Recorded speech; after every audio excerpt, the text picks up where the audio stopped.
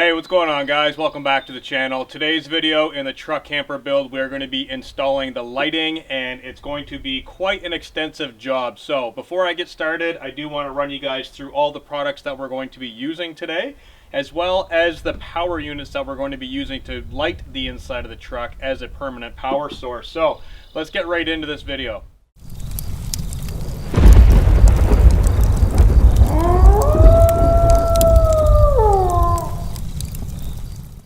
Okay guys, so I am working at home today, so if there's any background noise, I do apologize. It's very hard to control that in this environment.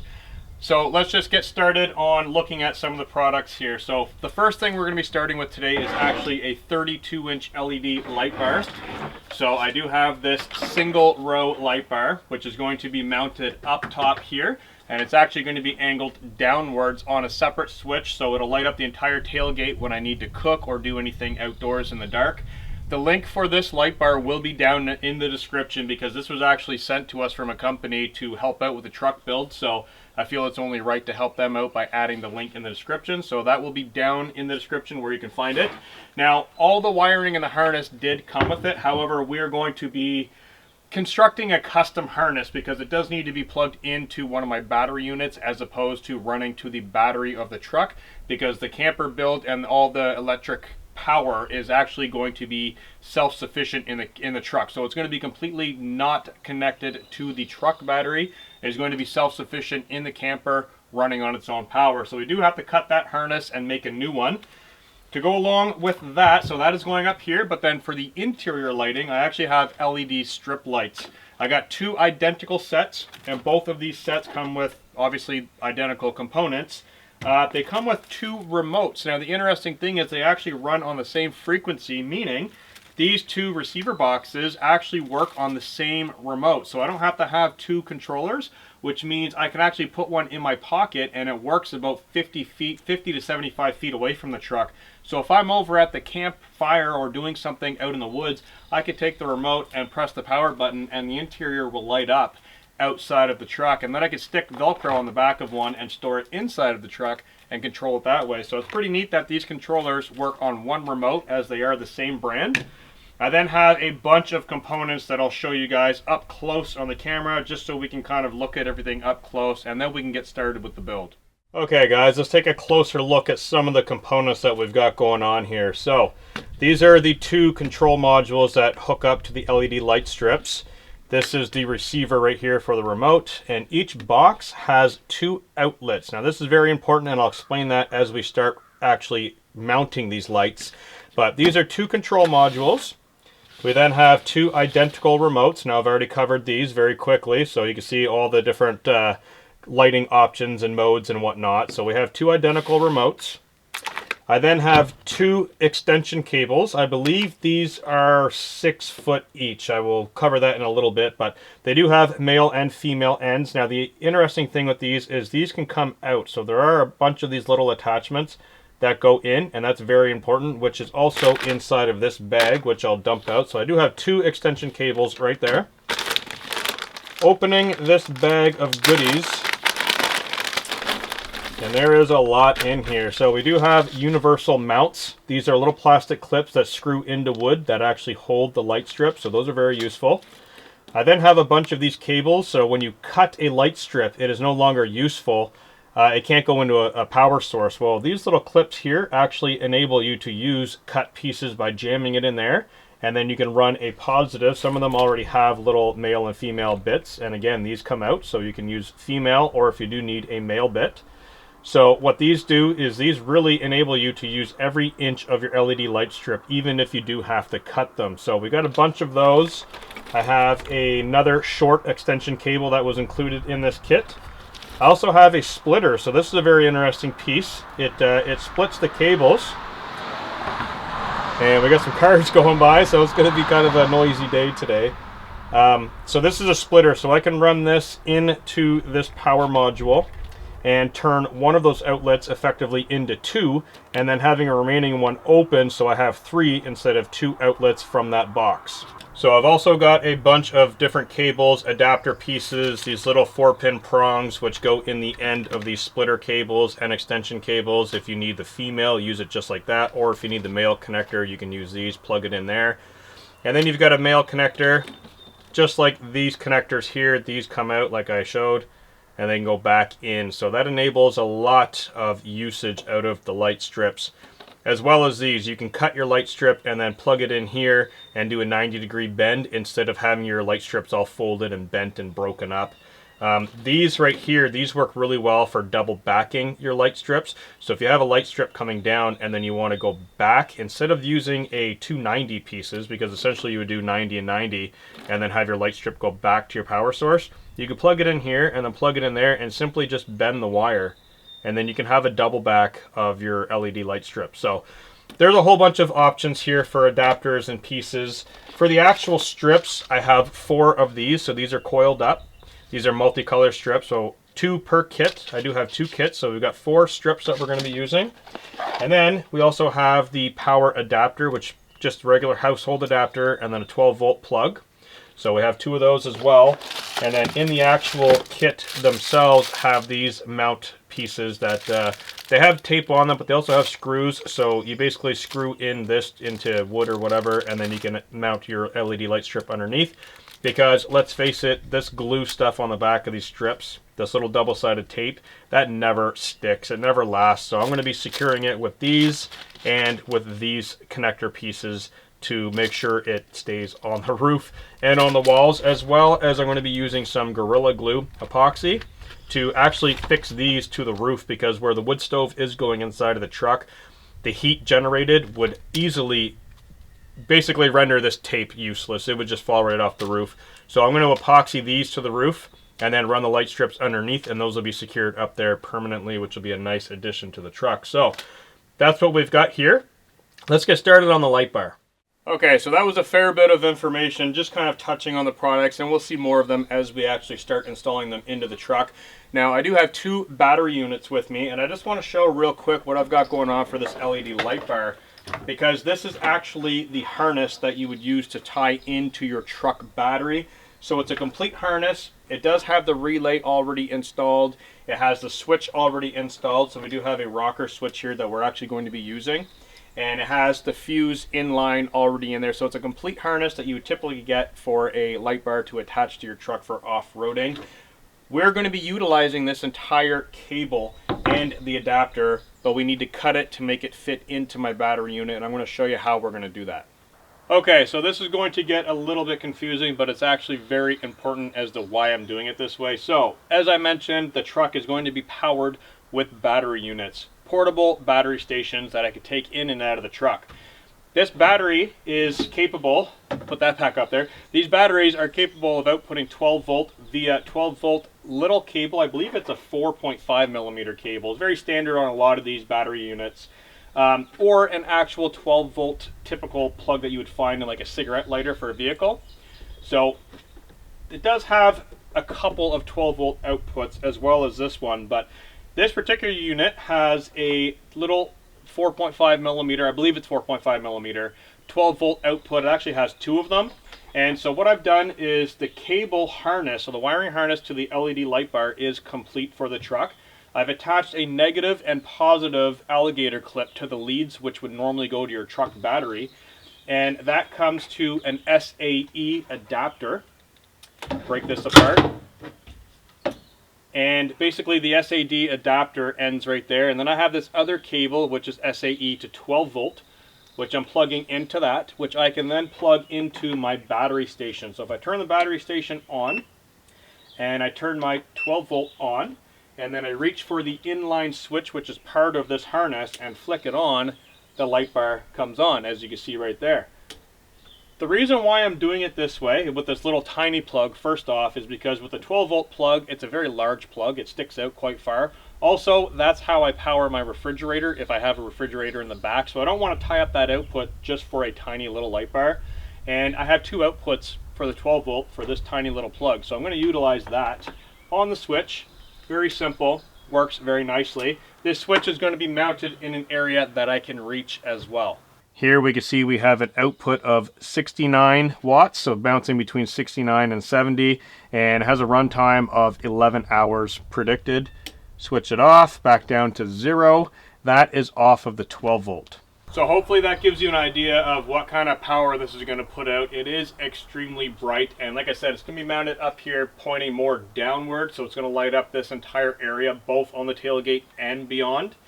And I can always adjust it. If I want to angle it straight out, I can angle it straight out if I need to. And this switch is going to be mounted over on the far side of the ledge, and all the wiring is going to be run underneath. So when I'm outside of the truck, I can reach and flick the switch on or off. This battery unit outputs 0 watts when it's shut off, so I can actually leave it on. And where it's plugged into the 12 volt, the inverter is not kicked in, so I'm not going to be burning energy while just having the light off and the inverter being on because it's 12 volts. So that's a huge plus with this. Okay, so I'm just going to detach this quick disconnect on this harness, so we just have the switch leads. Make this a little bit easier if I can get it disconnected. Alright, so we've got the switch right here. I'm going to take this 3/4 inch spade bit on the drill and plug it into our battery source. So that's kind of ironic, we're still building with the battery. And then mount it somewhere up here, and I'll be able to reach in from outside of the truck, switch it on, switch it off. And as you guys know, there's going to be a wood stove here. It's still behind the heat shield, so there's not going to be any issues with cables or anything like that. So let's get this mounted right there. We'll run the lead back here, tie in the wires, and continue on with that custom harness that we need to cut, because that is going to be, I'll show a close-up of that, of how I'm doing it, and it's pretty straightforward. Just attach negative, positive, tape it off, done. Really simple. So I'm going to get this hole popped in there, get the switch routed through the back, and hopefully this install will go really quick, and then we'll be on to the LED light strips, which is going to be very time consuming. As you may know, I already have to cut a lot of pieces, and I'll show you where I'm going to be mounting them in just a bit, because they're going to be all over the truck, and it's going to be pretty awesome. So let's get this hole drilled.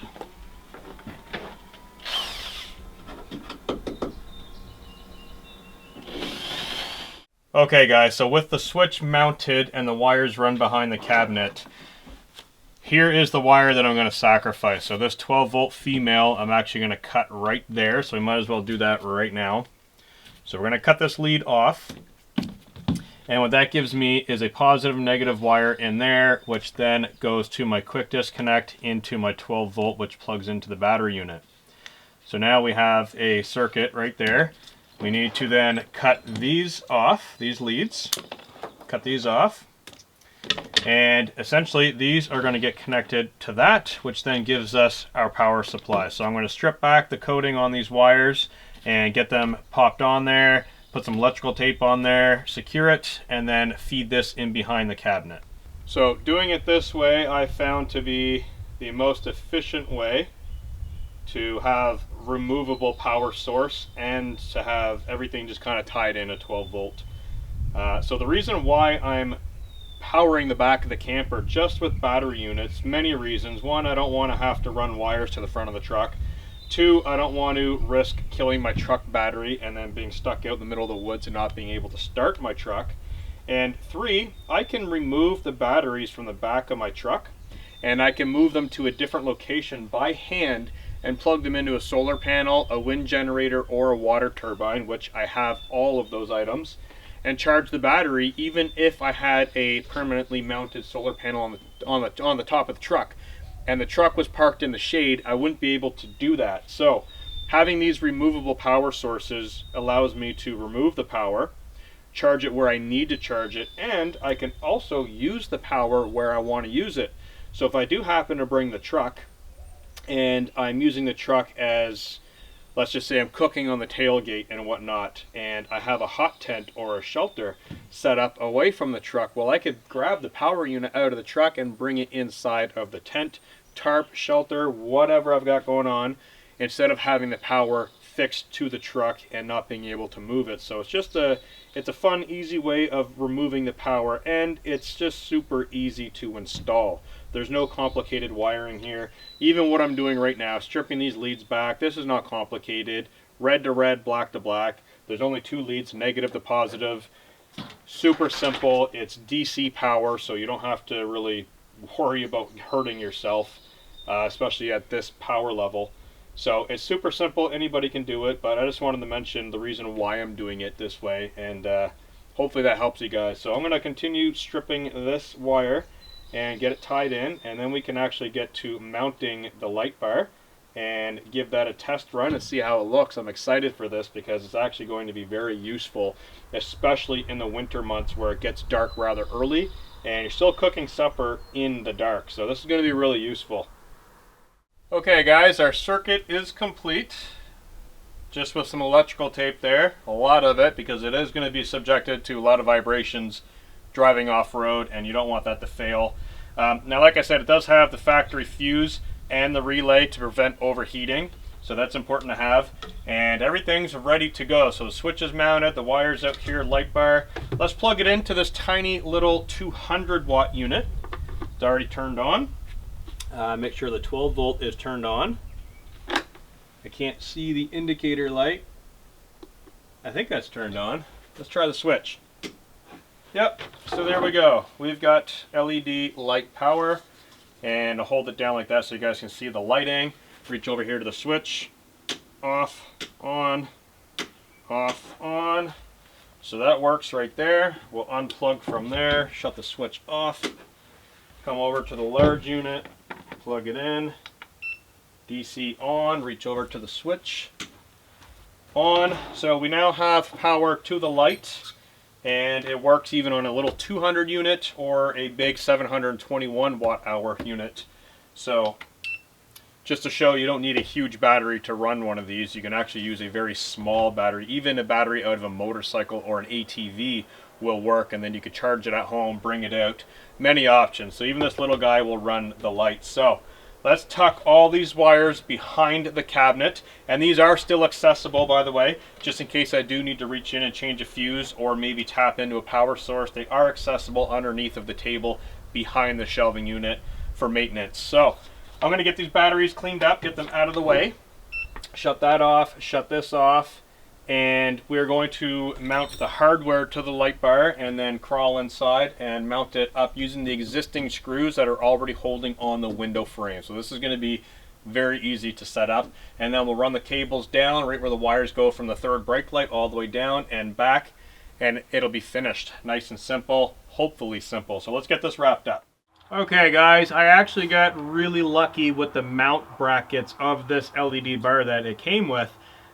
So what I did is I mounted one bracket going out, so it's a 90-degree elbow going that way. And then for this one, I brought it up and in, so I just flipped the mount. And having those mounted like that actually corresponds exactly with the screw holes that are already factory tapped into the top here, allowing it to mount just like that. And then of course I'll be able to tilt it and angle it wherever I like to. But pretty awesome. I don't have to drill any holes, so that actually corresponds with the factory screw. So I want to get these brackets off, screw them in there, get the bar up, mount it, and this will actually go a lot quicker than I thought. Okay guys, so I'm just running the cables through the cabinet right now, and I'm going to reconnect the light bar to the power source that plugged in, and then we'll just drop that behind the cabinet, and I can grab that at any point in time just by removing the table. Now remember when I said I left a 1-inch gap on this back shelf between the tabletop? That's to run the wires up and over. So now I've got my cable lead right here. I can plug it directly into the power bank. So we're going to turn this on really quickly. Run this up and over. Okay, so that is now on, and the light bar is on. So reach over here. Light bar off, you can see the light went off. Reach over here, turn it on, light bar on. Works perfectly. So I'm really happy with that. Now we just got to clean up this wiring. This light bar is leaning this way more, so I need to loosen off one of the brackets and push it up to make it nice and level. And then later on this evening, I'll find the optimal angle and tighten those bolts down so the light will shine right where I need it. That's project 1 completed, so that's all done. Very nice and simple.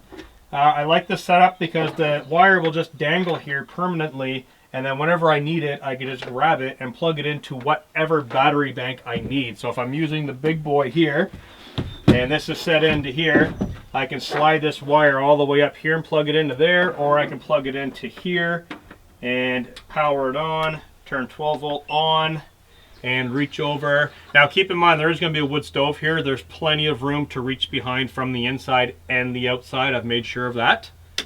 So there's our light on again and off. Perfect. So project 1 done. Let me get cleaned up and we're going to start on the LED light strips.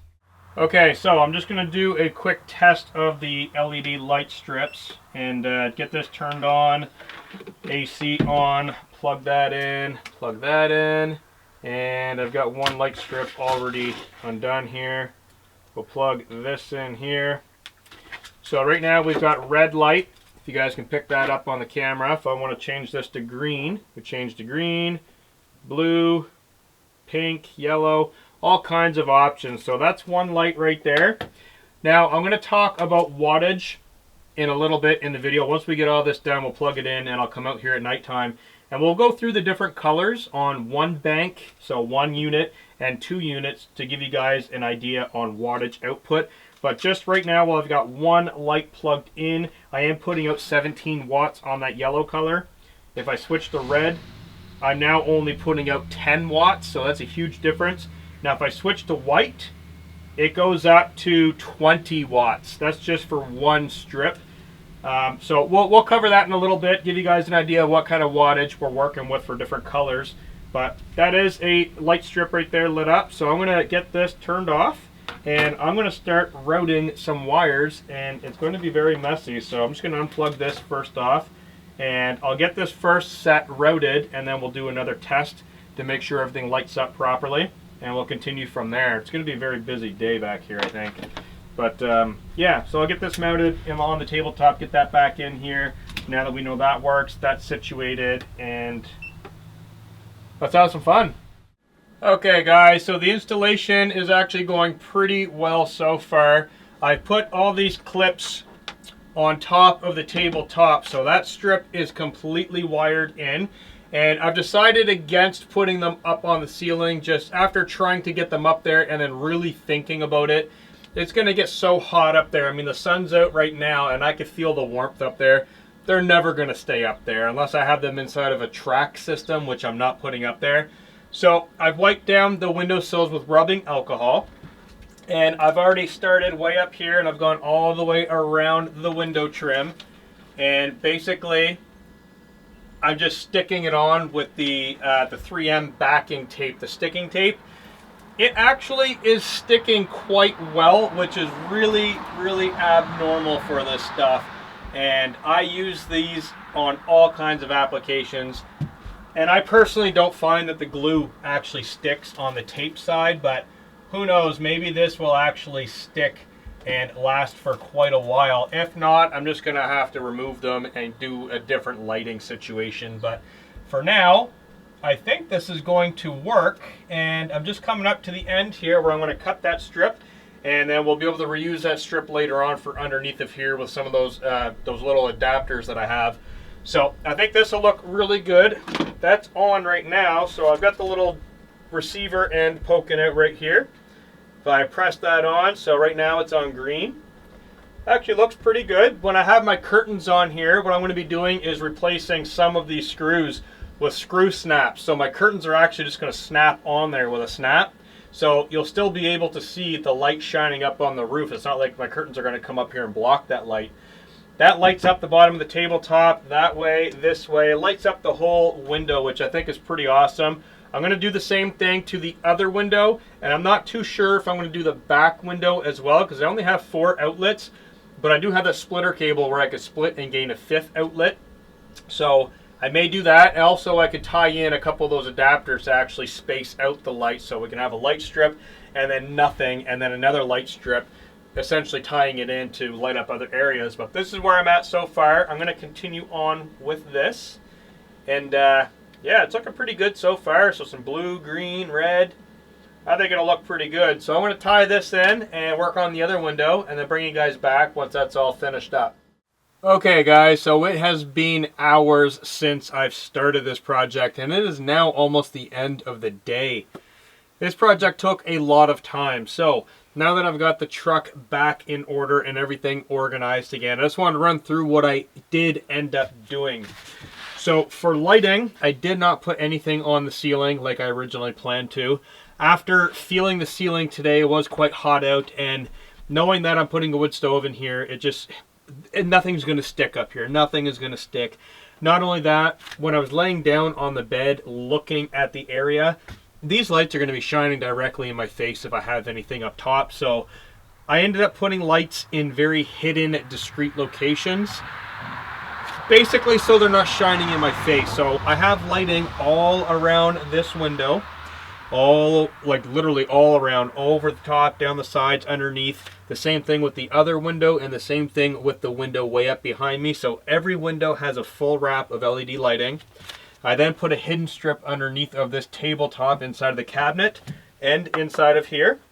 And then I did a separate set all the way around the top of the table, all the way around behind me, and the shelf on the other side. So there are 4 or 5.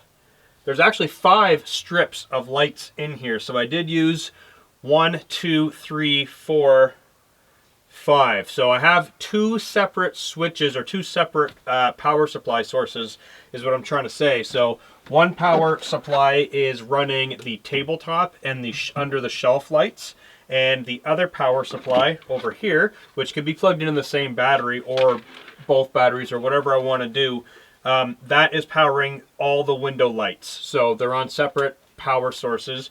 Now, one thing I did realize when doing this, it wasn't really a realization today, it was kind of something I've always known.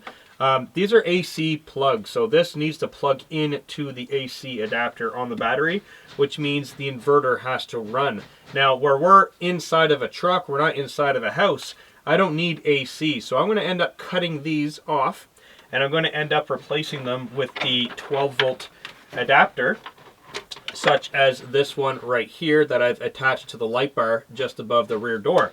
So what that will allow me to do is run one battery unit and essentially lose this entire outlet box and replace it with a 12 volt, which means on this particular battery unit, I have 2 12 volts, so I can run all the LED lighting into 2 separate 12 volt plugs, or I can run one on this battery and then plug in the overhead 30-inch LED bar to a different battery, and so on. It gives me more options. Now, the reason why that's really important, as I've stated, I'm just going to put this back, while running the inverter, so if I turn my battery on and I turn on the inverter on the side, even though there's nothing plugged in, it's still going to burn 3 to 4 watts of energy just to run the inverter alone. So if I plug in this and I have the remote to the lights and I don't have the lights on, I'm still burning power, it's still burning electricity. So by losing this and going to the 12 volt plug, the little 5.5 millimeter plug in there, is I could turn my battery unit on, I could turn the 12 volt DC on, I could put the remote in my pocket and go out by the fire or do whatever I need to do, and I don't have to come in and turn it on and then press power. I can just press power. So during its floating stage is what I like to call it, when this battery unit's on but the lights are off, it is burning 0 watts. So that's really handy. So I will be cutting these off and adding the 12 volt connectors. I have to wait for those to come in the mail. But that's where I'm at so far. So now I want to do a test on all of the lights with 2 separate battery units, and I want to see how many watts they pull on different light settings. So I'll bring the camera in close so you guys can see the LCD screens, and we'll do some different testing, different light colors, so green, red, blue, and then we'll test out the 30-inch LED bar on different units and different power types. So this is going to be really interesting because there is actually a very large difference. So get the camera in here and we'll have a look. Okay guys, so what I've got going on here is I've got the EcoFlow River Pro and I've got the Nikkor NPS 400. I also have my Trek POW out of camera right now, and we'll get that down here in just a second. But right now we're going to plug in one LED light strip. Just going to reach around the side here, get that plugged in. So right now we're outputting 0 watts and we are on. I'm just going to turn on the inverter. Let that turn on, and right now the lights come on. Those are the upper lights, so they probably don't show up on camera. You can see a little bit of the glare here, nice turquoise color. So that's turquoise, and we're outputting 23 to 24 watts with an estimated time of 30 hours at 95% capacity. So let's change the color to white. So that's the color change to white, being the brightest color. And this is 2 LED strips, so about 30 linear feet. 36 watts. Let's go to red. Red goes down to 17 to 18 watts, and it is a very bright red. So that's a huge difference, going from 17 watts on red, going back to white, all the way up to 36 watts. That's a big jump. So we could go to blue. We're at 16 watts. We go to green. We're at 18 watts. We can go to like the turquoise color, 23. More of a pinkish purple, 29 watts. So you can kind of get an idea of what different colors do. So I'm primarily going to be looking at white at 36 watts and red at 17 watts. So let's remember those numbers, and let's switch over to the other battery unit. So I'm going to unplug that, shut that inverter off, battery off. We'll come over to the night core. We'll get this powered up. AC on. We'll plug in our adapter, and we are on red right now, and it is saying it's outputting 20 watts on red. So right away there's quite a difference. Now let's switch to white, and we are putting out 37 watts on white. We'll go back to red. We're at 20 watts at red. Go to blue. We're pulling 18 watts.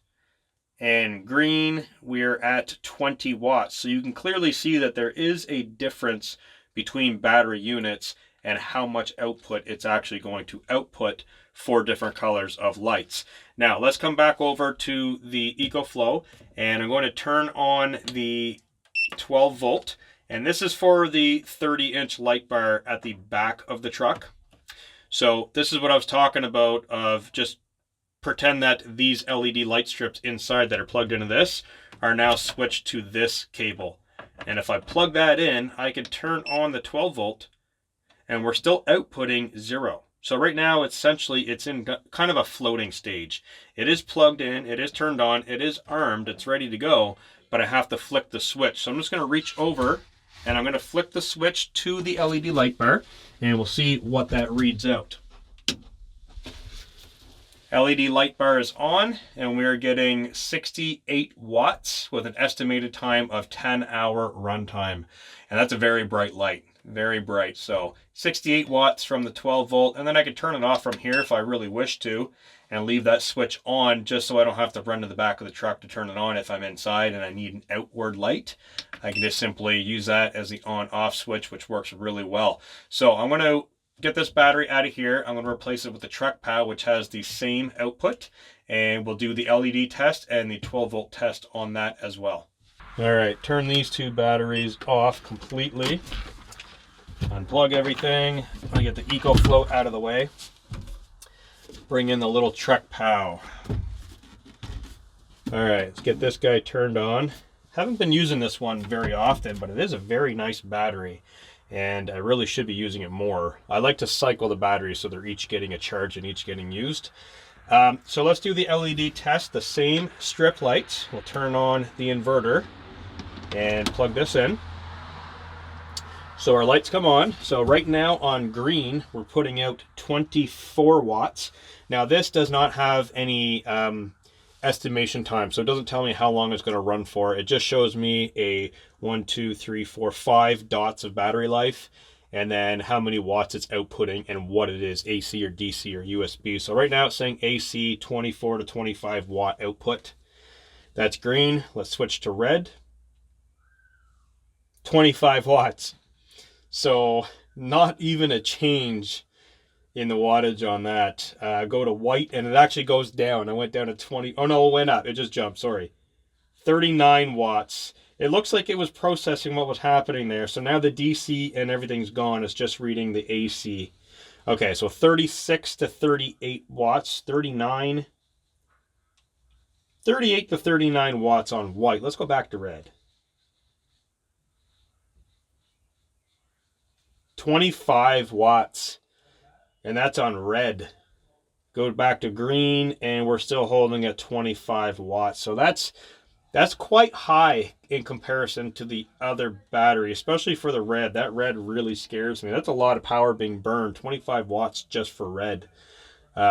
So that's that. Now let's get this out of here, and let's turn the AC off and turn that on. We're going to plug in 12 volt, 8 amp output.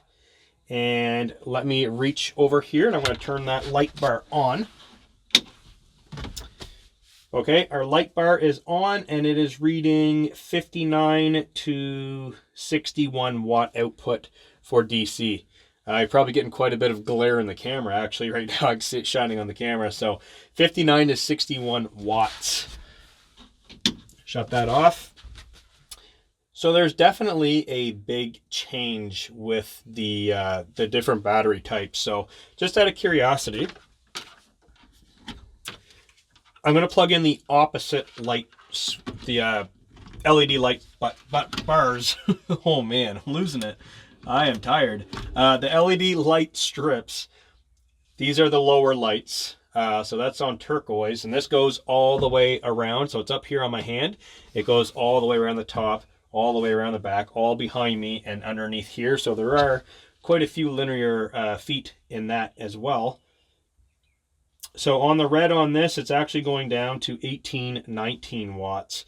It's very interesting. I'm really interested in what's going on there. So 18, then we go back to white, and we're back up to 30, 29 to 30. So very strange, very strange. If anybody knows what's going on, I'd love to hear it. And then the red again, back up to 24, 25 watts. So that's what I've got going on for the lighting so far. You guys can already kind of see where they're positioned at, and it's pretty awesome. It's working pretty good so far. Get this guy turned on, and we'll switch on the same color really quick. Now I am going to show this to you in the dark.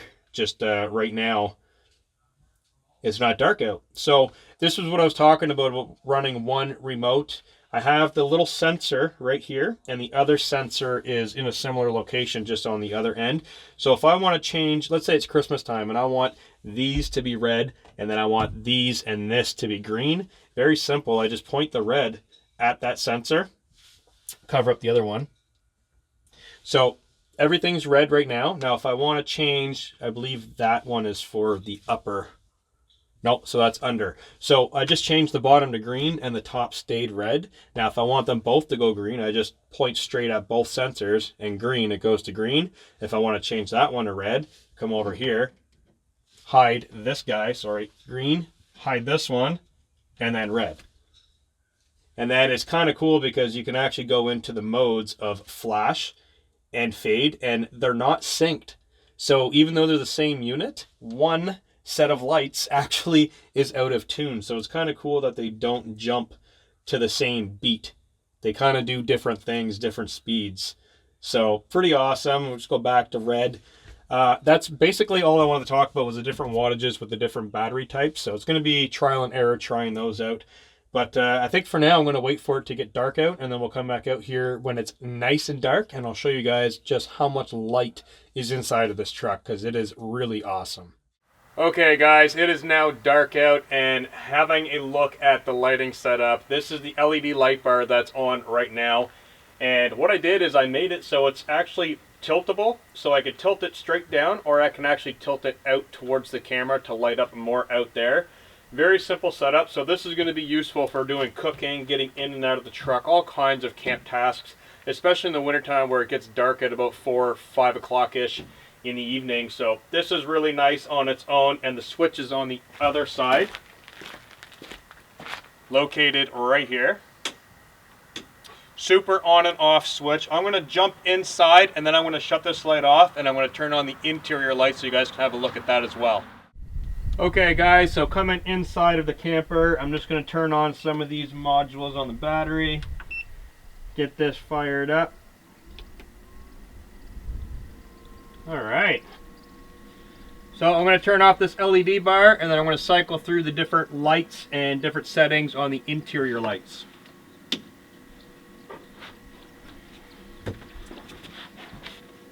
So this is pretty awesome. Right now I've got all lights on red. Turn them over to white. So that's pretty good feeling in here. I gotta say, this is feeling like a home. Now if I were to lay back, the cabinets are totally lit up. Really nice, actually. I'm super happy with that. The windows, the ceiling, everything's lit up, and there's no light pounding me in the face. So it's actually really nice to look at certain things in here and not have light shining directly in your face. Switch it to green. Got some nice green, blue, go to some turquoise. Pretty awesome. And then we do have the jump and fade settings here. So if we can go to one of the jump settings, kind of going crazy. And then we've got some nice mellow fade light. And like I said, the lower lights are going to fade different than the window lights, because just the way the programming is, even though they're on the same remote, they seem to do it at a different rate and at a different pace. So we'll go back to white. Now, like I was saying earlier, if it's Christmas time and you want different lighting inside of the camper, well, I could turn the lower lights, or some of the lights, on red. And then I can block off this sensor, and I can turn these on green. Now we've got red and green, and I can invert those if I want to. So that's pretty cool, being able to customize some of the colors. We could even do like a purple. So I could do purple in the back, and then maybe, I don't know, maybe a pink. Wrong one. Purple. And then, so that actually changed both. I didn't need practice with this. Alright, do that. And then purple. Alright, so the top's purple, the bottom's a kind of peach, kind of pink. We can go to baby blue down on the bottom, and then we can do an orange on the top. That changed all of them again. So I'm going to need a little bit of practice, select kind of color coding these. But I think it's pretty awesome. So this is the lighting setup so far. It's actually really nice in here, and it's not even completely dark out yet. And the door's open, the hatch is open. So once you're in here at nighttime and this is all bundled up, it'll be really nice. Now if you listen really carefully, you probably hear the fan on the inverter. That is very loud, and it's running. So me cutting off that box and switching to a 12-volt plug will run absolutely silently, just like the Nightcore is doing right now. So if I shut off the EcoFlow, you can hear it's completely silent, and we're just running the lower lights right now. So this is nice for nighttime. If you turn it on red and you're watching a movie, you got the lower lights on to be able to see what's going on down below. And some of the upper lights, a little bit like on the tabletop here, it lights up, and then the rim lighting all the way around. Kind of nice. So that's the lighting setup so far. I hope you guys enjoy it. If you have any questions or comments, I'm just going to turn this back on again. Inverter on. There. So if you guys have any questions or comments on the video, I know I couldn't show everything, but go ahead and drop your questions down in the description, or in the comment section, sorry, and I will add down in the description the playlist so you guys can follow along with the truck camper build. This is where we're at so far, looking really good. The next step is putting the wood stove inside, knocking a hole in the roof, and that's a very special episode because I'm actually going to be showing you guys a new product that I found to get the hole in through the roof and do it safely. So what do you guys think about the lights? So far I'm digging it, especially with the outside light on, being able to angle this downwards and then flick on the switch and turn on our 12-volt, and we've got light. So that's all I got for you guys in this episode. All the lighting is installed. Peace out, and I'll catch you in the next video.